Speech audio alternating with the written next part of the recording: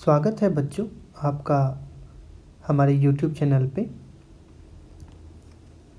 आज हम लोग जिस टॉपिक को करने जा रहे हैं वो है वेक्टर एनालिसिस। एक्चुअली इसे बहुत ही इम्पॉर्टेंट टॉपिक समझा जाता है जो क्लास 11 से संबंधित है।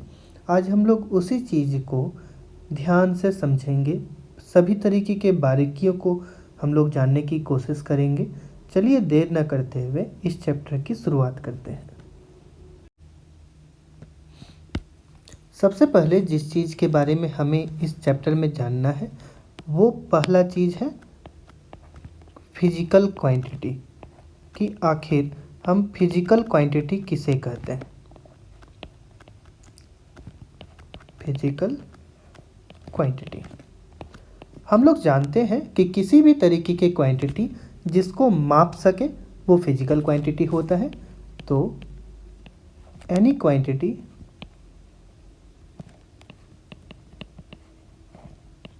which are measurable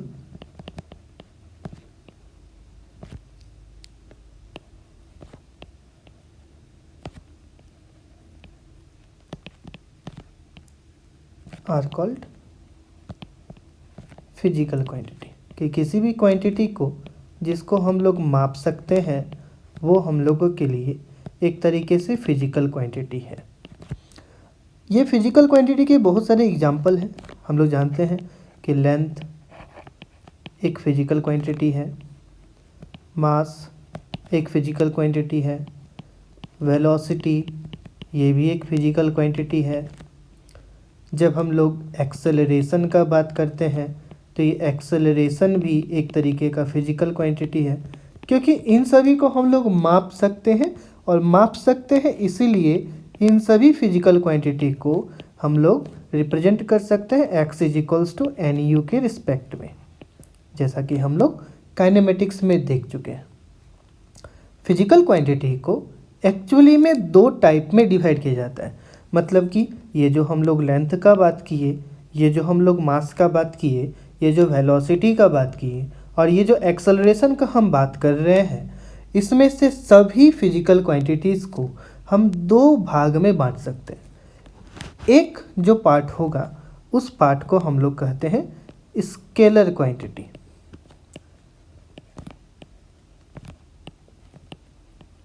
earlier classes से ही हम लोग स्केलर और वेक्टर के बारे में जानते हैं। स्केलर क्वांटिटी क्या है कि एक ऐसा क्वांटिटी जिसमें सिर्फ और सिर्फ मैग्नीट्यूड हो उसे हम लोग स्केलर क्वांटिटी कहते हैं। तो those quantities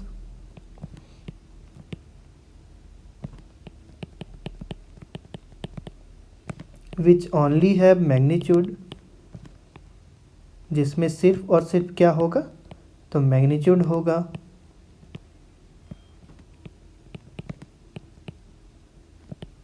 are called scalar. इसे हम लोग क्या कहते हैं, स्केलर क्वांटिटी कहते हैं। ये तो हो गया बेसिक चीज़ जो हम लोग अर्लियर क्लासेस से पढ़ते आ रहे हैं। एग्जाम्पल के तौर पे स्केलर क्वांटिटी का बहुत सारा एग्जाम्पल हो सकता है, जैसे कि हम लोग जानते हैं कि लेंथ एक स्केलर क्वांटिटी है, मास एक स्केलर क्वांटिटी है, क्योंकि हम इन सभी का क्या कर सकते हैं, मेजरमेंट कर सकते हैं। डिस्टेंस एक स्केलर क्वांटिटी है, स्पीड एक स्केलर क्वांटिटी है, क्योंकि इन सभी का सिर्फ और सिर्फ क्या होता है तो मैग्नीट्यूड होता है। तो ऐसे क्वांटिटी जिनका सिर्फ और सिर्फ मैग्नीट्यूड होगा उसको हम लोग स्केलर क्वांटिटी कहेंगे। स्केलर क्वांटिटी के बाद जो दूसरे टाइप का क्वांटिटी है उसे हम लोग कहते हैं vector quantity.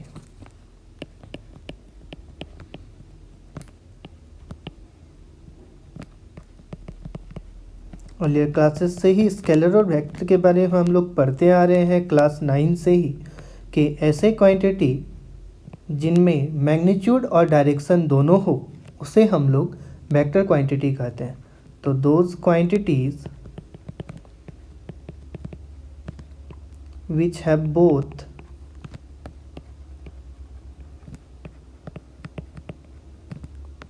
magnitude as well as direction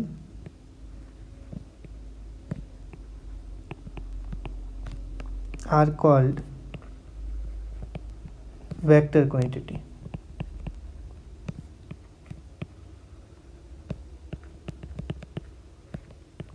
example हम लोग ले सकते हैं वेक्टर का, वेलोसिटी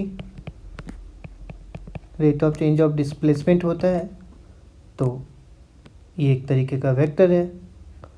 डिस्प्लेसमेंट का बात करें, डिस्प्लेसमेंट में भी मैग्नीट्यूड और डायरेक्शन दोनों होता है, तो ये भी एक वेक्टर क्वांटिटी हो गया। उसके बाद एक्सेलरेशन का बात करें तो एक्सेलरेशन भी एक तरीके से वेक्टर क्वांटिटी होंगे, और भी बहुत सारे ऐसे वेक्टर क्वांटिटीज़ हैं जिसके बारे में हम लोग अर्लियर क्लासेस से ही पढ़ते आ रहे हैं।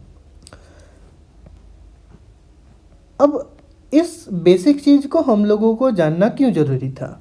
इस बेसिक चीज़ को जानना इसलिए ज़रूरी था ताकि हम लोग एक टॉपिक, जिस टॉपिक को हम लोग कहते हैं पोजीशन ऑफ वेक्टर, इसको हम लोग स्पेसिफाई कर सकें कि कोई भी वेक्टर का जो पोजीशन होता है उसे हम लोग कैसे स्पेसिफाई करते हैं। मतलब कि जिस चीज़ के बारे में अभी हम लोग समझने के लिए जा रहे हैं वो है पोजीशन वेक्टर। पोजीशन वेक्टर के लिए मान लेते हैं कि हमारे पास कोई एक कार्टेशियन प्लेन है। इस कार्टेशियन प्लेन में ये एक्स एक्सिस है और ये वाई एक्सिस है। इस कार्टेशियन प्लेन पर ऑरिजिन से कोई एक पोजीशन स्पेसिफाई किया गया है, ये ओ है ऑरिजिन और ये है पोजीशन ए। अब इस ओ को हम लोग कहते हैं ऑरिजिन ऑफ द वेक्टर। इसको हम लोग क्या कहेंगे? Origin of the vector. इस ऑरिजिन ऑफ द वेक्टर को यानी कि ओ को हम लोग और क्या कहते हैं? इसको हम लोग टेल के नाम से भी जानते हैं कि ये जो ओ पोजीशन है ये इस पोजीशन वेक्टर का, जो पोजीशन वेक्टर है, यहाँ पर पोजीशन वेक्टर क्या है? तो यहाँ पे पोजीशन वेक्टर है ओ ए वेक्टर। ये ओ ए वेक्टर पोजीशन वेक्टर है, तो पोजीशन वेक्टर का जो टेल है वो क्या है? तो ओ है। और ये जो ए का हम लोग बात कर रहे हैं, ये जो ए है, इस ए को हम लोग कहते हैं टिप ऑफ वेक्टर या फिर टर्मिनस ऑफ वेक्टर या फिर टर्मिनल पॉइंट ऑफ वेक्टर। इसे 3 नाम से जानते हैं। कौन कौन सा नाम? तो या तो टिप कहेंगे, या तो टर्मिनस कहेंगे, या तो टर्मिनल पॉइंट कहेंगे। तो ये जो हम लोगों के पास रिजल्टेंट वेक्टर है, रिजल्टेंट वेक्टर हम लोगों का क्या है यहाँ पर? तो ओ ए वेक्टर है। ये जो रिजल्टेंट वेक्टर है जिसको ओ ए वेक्टर कह रहे हैं, ये हम लोगों को क्या बता रहा है? तो ये हम लोगों को बता रहा है पोजीशन वेक्टर को। अब इस पोजीशन वेक्टर का जो हम लोग नेमिंग किए कि ये जो पोजीशन वेक्टर है वो क्या है? तो ओ ए वेक्टर है। This is position vector. ये पोजीशन वेक्टर हमको स्पेसिफाई कर रहा है कि आखिर इसमें क्या क्या चीज़ हम लोग किस किस चीज़ को कहते हैं। जैसे कि ओ ए वेक्टर नाम सजेस्ट कर रहा है, तो एरो हेड लगा हुआ है, जो एरो हेड ओ से लेकर ए तक जा रहा है। ओ से लेकर ए तक जाने का क्या मतलब हुआ कि ओ ऑरिजिन है और ए उसका टिप है। मतलब इसका ये जो टेल है वो ओ है और ए जो है वो उसका टिप या फिर टर्मिनस या फिर टर्मिनल पॉइंट है। इसी कारण से पोजीशन वेक्टर को हम लोग ओ ए वेक्टर स्पेसिफाई किए। यदि ये रिजल्टेंट वेक्टर आर वेक्टर के बराबर है तो पोजीशन वेक्टर आर वेक्टर है यहाँ पर, या फिर ओ ए वेक्टर है। अब ये जो पोजीशन वेक्टर है, जो ओ ए वेक्टर का हम लोग यहाँ पे बात किए, ये हम लोगों को 2 तरह का सिचुएशन देता है। 2 तरह का सिचुएशन क्या देता है? तो पहला सिचुएशन है कि ये हमें स्ट्रेट लाइन डिस्टेंस देता है उस ऑब्जेक्ट का जो ओरिजिन से है। तो हम लोग कहेंगे कि it gives a straight line ये स्ट्रेट लाइन हम लोगों को दे रहा है। कौन सा स्ट्रेट लाइन दे रहा है? तो डिस्टेंस का स्ट्रेट लाइन दे रहा है of the object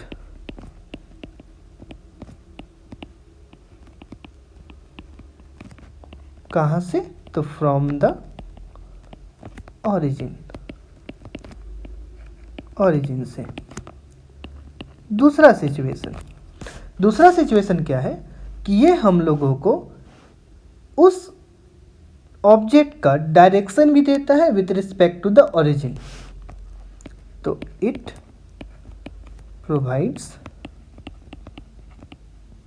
direction with respect to the origin. ये ओरिजिन के रिस्पेक्ट में हमें क्या दे रहा है? तो डायरेक्शन भी दे रहा है। तो ये जो पोजीशन वेक्टर है ना, ये पोजीशन वेक्टर हम लोगों को दो चीज़ बताया। तो हम लोग इसीलिए यहाँ पे क्या कहें कि पोजीशन वेक्टर हम लोगों का क्या है? तो पोजीशन वेक्टर OA वेक्टर है। इसको हम लोग R वेक्टर के साथ इंडिकेट कर रहे हैं, या फिर इसको हम लोग मॉड्यूलस ऑफ R वेक्टर से इंडिकेट कर सकते हैं। और ये हम लोगों को उस वेक्टर का क्या बताएगा? तो लेंथ बताएगा। तो लेंथ ऑफ द वेक्टर, ये उस वेक्टर का हम लोगों को क्या बताया? तो लेंथ बताया। ठीक है, तो ये दूसरा सिचुएशन था पोजीशन वेक्टर का। अब इसके बाद जो दूसरा टाइप का वेक्टर है, उस वेक्टर को हम लोग कहते हैं डिस्प्लेसमेंट वेक्टर। अब ये डिस्प्लेसमेंट वेक्टर क्या है? डिस्प्लेसमेंट के बारे में तो अर्लियर क्लासेस से ही पढ़ रहे हैं कि the shortest distance covered by the object. तो यहाँ पर पार्टिकल का डिस्प्लेसमेंट हो रहा है। किसका डिस्प्लेसमेंट हो रहा है? पार्टिकल्स का। तो हम लोग कहेंगे कि the displacement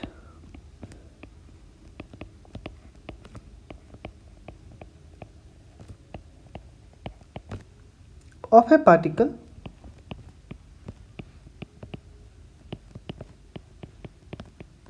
is defined as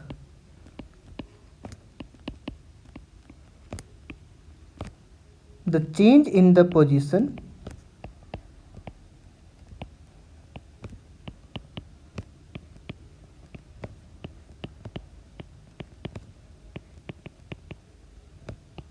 of the particle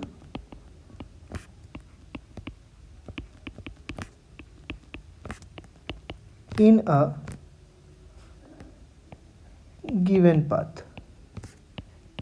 एक गिवन पाथ में जो पोजीशन पे चेंज आएगा उसी को हम लोग क्या कहेंगे?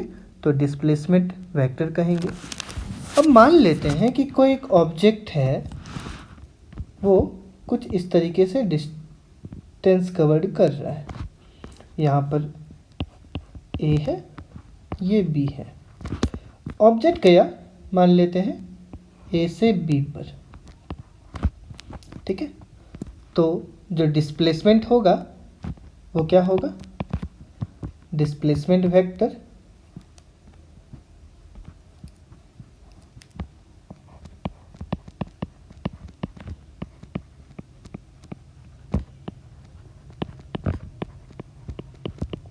is given by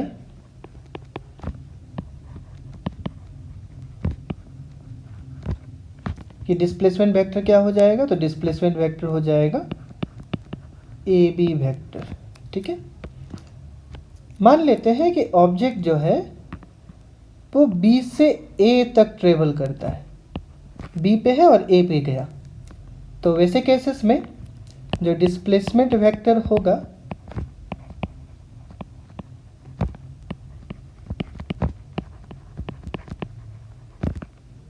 वो हो जाएगा BA वेक्टर। अब सिचुएशन मान लेते हैं कि पहले वो A से B तक गया और फिर B से A तक आया। ठीक है, तो ऐसे केसेस में जो डिस्प्लेसमेंट वेक्टर होगा ये कितना होगा? तो डिस्प्लेसमेंट वेक्टर ये हो जाएगा A से गया और A तक आया, यानी कि AA वेक्टर। मतलब क्या समझे कि जो टेल है वो A है और जो टिप है या फिर जो टर्मिनल है या फिर जो टर्मिनस है वो भी A है। इसका मतलब इनिशियल और फाइनल पोजीशन कोइंसाइड कर जा रहा है, तो जो डिस्प्लेसमेंट वेक्टर होगा वो कितने के बराबर होगा, तो 0 के बराबर होगा। ये तो हो गई डिस्प्लेसमेंट वेक्टर की बात।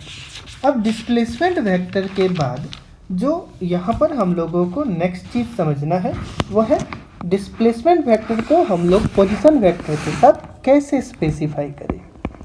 तो डिस्प्लेसमेंट वेक्टर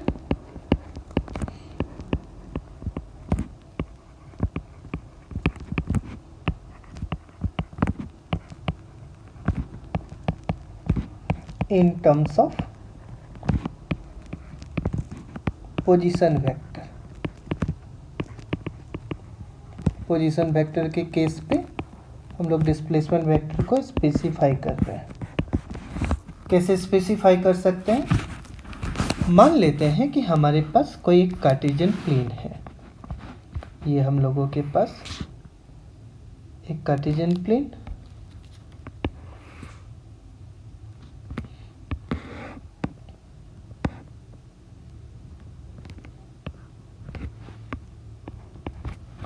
अब इस कार्टेशियन प्लेन में यहाँ पर ओरिजिन है, एक पोजीशन वेक्टर है OA वेक्टर और एक पोजीशन वेक्टर है OB वेक्टर। यदि OA वेक्टर एक पोजीशन वेक्टर है और OB वेक्टर एक पोजीशन वेक्टर है, तो जो डिस्प्लेसमेंट वेक्टर होगा वो कितना होगा, तो यहाँ से यहाँ तक, यानी कि ये हो जाएगा displacement vector.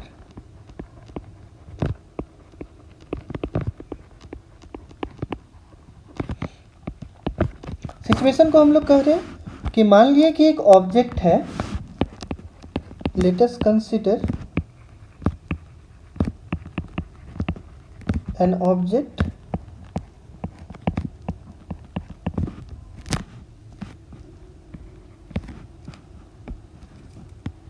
having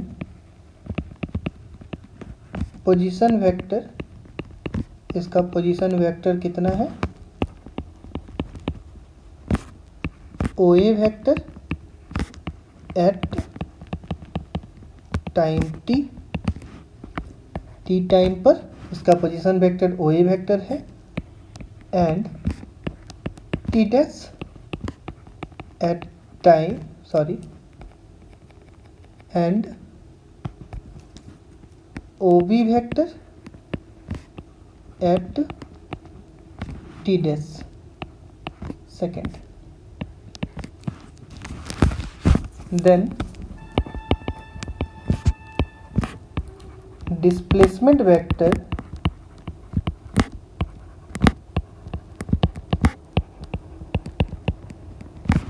is given by, अब डिस्प्लेसमेंट वेक्टर को हम लोग कैसे गिवन कर सकते हैं, तो ऑब्जेक्ट का जो टिप है ना डिस्प्लेसमेंट वेक्टर के लिए वो B पे है और जो ओरिजिन है वो A पर है। यहाँ पर है ओरिजिन, यानी कि टेल यहाँ पे प्रेजेंट है और इस जगह पर इसका टिप है या फिर टर्मिनल है या फिर टर्मिनस है। ऐसे केसेस में हम लोग डिस्प्लेसमेंट वेक्टर को क्या लिखेंगे कि ये जो डिस्प्लेसमेंट वेक्टर होगा वो हो जाएगा AB vector. AB vector will be the displacement vector, है ना, ये डिस्प्लेसमेंट वेक्टर होगा। यदि इसको रिजल्टेंट वेक्टर के बराबर कहें तो ये R वेक्टर के बराबर है, ठीक है, ये डिस्प्लेसमेंट वेक्टर होगा। अब इसी में कुछ ऐसे वेक्टर्स होते हैं जिन्हें हम लोग पोलर वेक्टर्स कहते हैं। अब इन्हें ही पोलर वेक्टर क्यों कहा जाएगा, चलिए देखते हैं। पोलर वेक्टर क्या होता है कि द क्वांटिटीज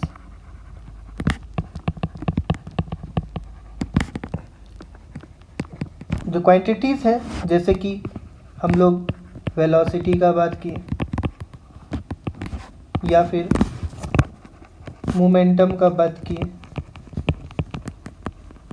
या फिर फोर्स का बात की, है ना। और भी बहुत सारे ऐसे हो सकते हैं जो क्या है, एक ही पॉइंट से ओरिजिनेट होते हैं, ओरिजिनेट फ्रॉम अ पॉइंट। एक ही पॉइंट से क्या हो रहा है, इनका ओरिजिनेशन हो रहा है। दैट इज, इसका मतलब क्या, have a point of application. इनका एक पॉइंट एप्लीकेशन का है जहां वो लग रहे होंगे, जहां वेलोसिटी ऑब्जेक्ट एक्वायर कर रहा होगा, या फिर वो फोर्स लगा रहा होगा, या फिर मोमेंटम में चेंज आ रहा होगा। तो ऐसे वेक्टर्स जो हैं, सच वेक्टर्स, इनको हम लोग क्या बोलते हैं, तो पोलर वेक्टर्स कहते हैं, are also called polar vectors. कुछ वेक्टर्स हैं जिन्हें हम लोग एक्सियल वेक्टर्स कहते हैं। ये जो एक्सियल वेक्टर्स हैं, जैसे कि हम लोग एंगुलर वेलोसिटी का बात करते हैं, तो the vectors such as angular velocity, या फिर हम लोग एंगुलर मोमेंटम का बात किए,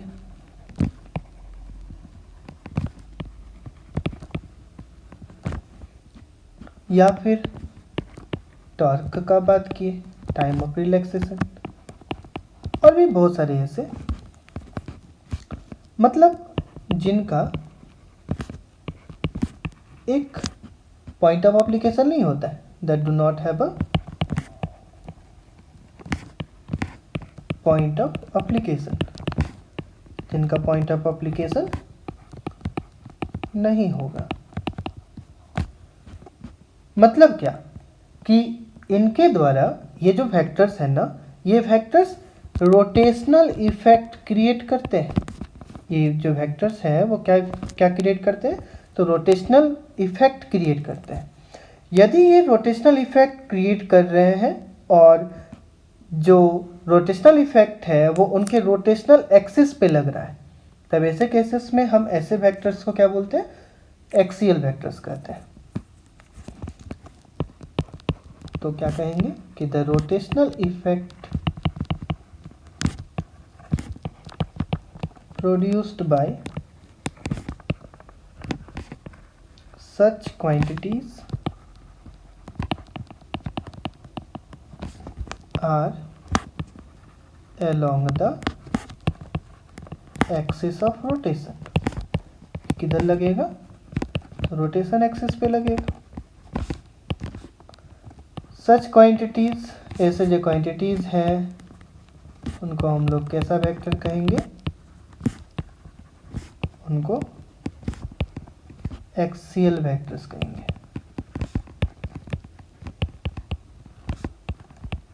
उनको हम लोग एक्सियल वेक्टर्स का नाम दे दिए।